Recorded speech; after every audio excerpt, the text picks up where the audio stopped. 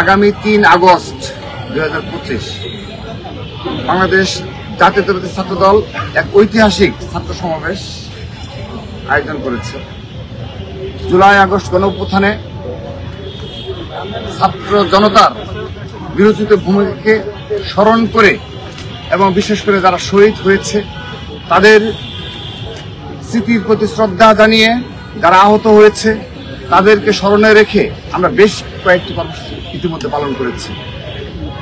১ জুলাই থেকে শুরু করে আমাদের সেই কর্মসূচি চলমান রয়েছে এবং সর্বশেষ আরেকটি বৃহৎ কর্মসূচি হলো ৩ আগস্ট ২০২৪ যেদিন এই শহীদ মিনার থেকেই এক দফা কর্মসূচি ঘোষণা হয়েছিল এবং সেদিন ছাত্র দলের হাজার হাজার নেতাকর্মীর স্বতঃস্ফূর্ত অংশগ্রহণ ছিল। বান্ডেল থাকলে প্রতি সেনমানিতে টাকা বাঁচবে। বিকাশ সেনমানি বান্ডেল কিনে জিতুন প্রতি লেনদেনে। আমি নিজে সাধারণ সভাপতি হিসেবে সেখানে উপস্থিত ছিলাম এবং সহ আমাদের ছাত্র দলের ঢাকা বিশ্ববিদ্যালয়ের সহ সকল পর্যায়ের হাজার হাজার নেতাকর্মী সেদিন এই শহীদ মিনার সমাবেত হয়েছিল। সে কারণে আমরা আমাদের এই জুলাই আগস্ট কর্মসূচি যখন আমরা প্রণয়ন করি সেই সূচনা লগ্নেই আমরা ৩ আগস্ট এই শহীদ মিনারের কর্মসূচি পালন করার জন্য মনস্থির করি এবং সেটি আমরা ছাত্রদল কেন্দ্রীয় সংসদের পক্ষ থেকে আমরা সিদ্ধান্ত গ্রহণ করার পরে আমরা সেটা আনুষ্ঠানিকভাবে সংবাদ সম্মেলনের মাধ্যমে জানিয়ে দিই এবং পরবর্তীতে সে সময়ে আমরা জুন মাসেই আমরা ঢাকা বিশ্ববিদ্যালয় কর্তৃপক্ষের নিকট থেকে আমরা সেই অনুমতি পাই। কিন্তু পরবর্তীতে জুলাই শুরু হওয়ার পরে আমরা জানতে পারি যে এনসিপি যারা নেতৃবৃন্দ রয়েছে তারা বাংলাদেশের বিভিন্ন জায়গায় যে তারা সমাবেশগুলো করছে সেখানে তারা বলছে শহীদ মিনারে তারা সমাবেশ করবে। তো পরবর্তীতে আমাদেরকে এটি অবহিত করার পরে তারা জেনেছে যেখানে ছাত্রদল আগে থেকেই এখানে কর্মসূচির জন্য অনুমতি নিয়েছে। তো সেই প্রেক্ষাপটে এই এনসিপির যারা শীর্ষ নেতৃবৃন্দ রয়েছে শীর্ষ নেতৃবৃন্দ সবাই আমার সাথে আমি সভাপতি এবং সাধারণ সম্পাদক নাসিরের সাথে তারা বারবার যোগাযোগ করেছে। তারা আমাদের নিকট আবেদন করেছে যে তারা আমাদের নিকট আবেদন করেছে যে তারা যেন এখানে সমাবেশটা করতে পারে।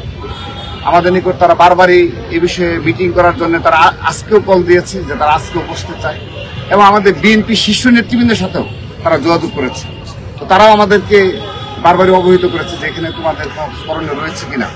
তো আমরা শহীদ মিনার নিয়েছি এ কারণে যেহেতু এই ছাত্র সমাবেশে আমরা মনে করছি হাজার হাজার ছাত্র দলের নেতাকর্মীরা এখানে অংশগ্রহণ করবে।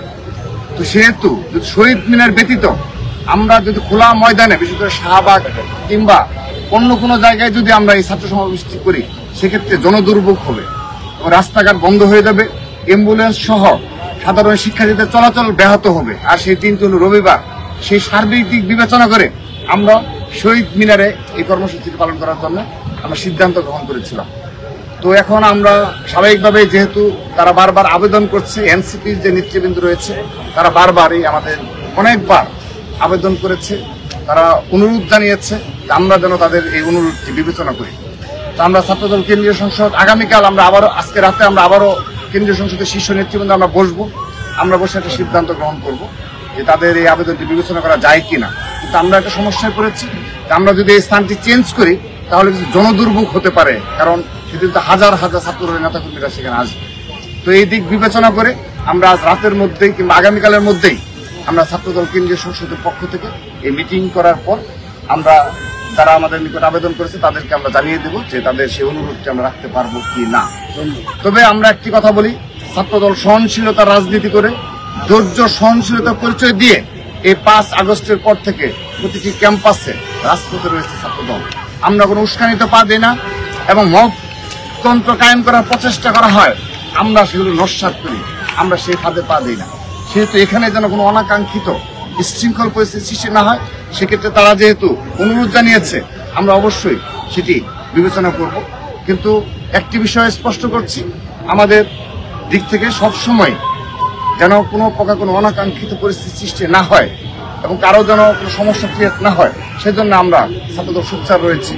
আমরা আপনাদের নিকট দায়িত্বশীল ভূমিকা আশা করছি যে 3 আগস্ট ঐতিহাসিক ছাত্র সমাবেশ উপহার দেবে বাংলাদেশ জাতীয়তাবাদী ছাত্র দল এবং সেদিন ইনশাআল্লাহ বিএনপির ভারপ্রাপ্ত চেয়ারম্যান এবং ছাত্রদলের সাংগঠনিক অভিভাবক জনাব তারেক রহমান প্রধান অতিথি হিসেবে উপস্থিত থাকবেন এবং ছাত্র জনতার উদ্দেশ্যে গুরুত্বপূর্ণ দিক নির্দেশনামূলক বক্তব্য রাখবেন। যে বক্তব্য শোনার জন্য ছাত্র দলের আপামর নেতা কর্মীরা উন্মুখ হয়ে রয়েছে, যে আগামীর ছাত্র রাজনীতির প্যাটার্ন কি হবে এবং আমাদের কি করণীয়, সাংগঠনিক অভিভাবক তিনি সেই দিক নির্দেশনা দেবেন। আপনাদের সকলের সহযোগিতা কামনা করছি। সবাইকে ধন্যবাদ। তাহলে আমরা কি মানে কনক্লুশন কি বলতে পারি? আপনারা সমাবেশ করছেন না, মানে শহীদ মিনারে সমাবেশ করছেন না, তাই? হ্যাঁ, আমরা তো আজকে আসলাম এখানে, দেখলেন না যে আমরা মোটামুটি আমরা একটা টিমও করে দিয়েছি ইতিমধ্যে। এটা ঢাকা বিশ্ববিদ্যালয় প্রেসিডেন্ট এসেছেন, আমাদেরকে দায়িত্ব দেওয়া হয়েছে। সিনিয়র জয়েন্ট সেক্রেটারি তিনিও দায়িত্বপ্রাপ্ত, যে কোথায় স্টেজ হবে এবং মনিটর কোথায় বসানো হবে, এগুলো আমরা মোটামুটি স্থির করে ফেলেছি। কিন্তু তারা গতকাল রাতে আজকে এবং বারবারই করেছে।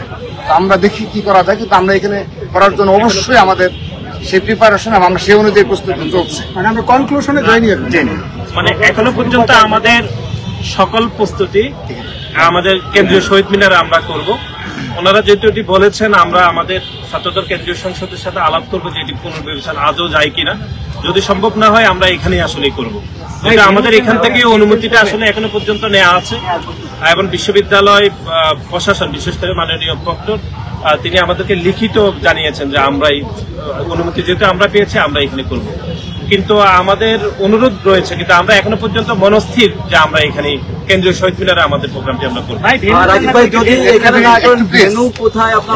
এখানে আরেকটি অনাকাঙ্ক্ষিত বিষয় বলতে নেই, তারপর বলতে হয় যে এখানে যেহেতু আমরা জুন মাসে এই কর্মসূচিটি স্থির করে ফেলেছি আর কি, কিন্তু এখানে কিন্তু তারা যদি এই পরিস্থিতির সৃষ্টি হতো না, তারা যদি ওই সময় হয়তো তারা কি কাজে ব্যস্ত ছিল সেটা আমরা বলতে পারবো না। ঢাকা বিশ্ববিদ্যালয়ে কোনো কর্মসূচি পালন করতে হলে কিন্তু কর্তৃপক্ষ অনুমতি নিয়ে পালন করতে হয় এবং সেটি কিন্তু একটা নিয়মের বাধ্যবাধকতা রয়েছে। তো তারা কি কাজে ব্যস্ত ছিল সেটা বলতে পারবো না। যে তারা যদি কর্মসূচি নিয়েই থাকে, তারা যদি আগে যদি সেটি অবহিত করতো, তাহলে কিন্তু আমরা এই প্রবলেমে পড়তাম না।